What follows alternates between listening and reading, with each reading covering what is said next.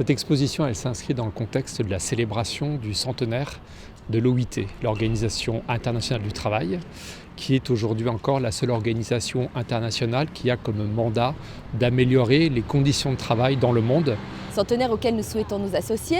Et lorsque je dis nous, c'est l'association Lumière sur le travail, qui est une association qui regroupe en fait des universitaires, des enseignants-chercheurs, essentiellement en sciences humaines et sociales, en psychologie du travail et en ergonomie, ainsi que 42 étudiants. Il y a actuellement 80 photographies qui sont essentiellement des photographies de l'agence Magnum Photo. Ces photos, elles ont été choisies pour ce qu'elles donnent à voir et qui d'ordinaire est plutôt occulté, c'est-à-dire le travail, les femmes et les hommes au travail. Aucune de ces photos n'est posée. Ce ne sont que des photos où chacun est à l'œuvre de sa propre activité de travail, extrêmement concentré la plupart du temps sur ce qu'il a à faire.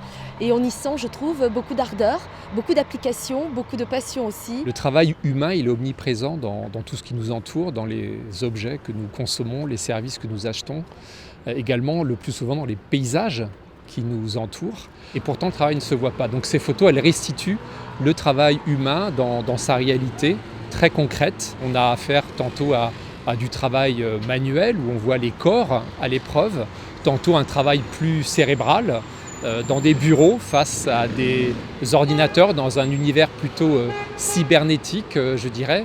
Et puis la diversité aussi du travail, tournée vers l'avenir, avec certaines photos qui font référence aux transformations à l'œuvre dans le monde du travail avec la robotique. Chacune de ces photos, ces 80 photos, ont été commentées par des experts en sciences humaines et sociales, philosophes du travail, ergonomes, psychologues, économistes du travail, qui, à l'œuvre, ont commenté ces photos pour donner une nouvelle direction à ce que devait et devrait être le travail de demain.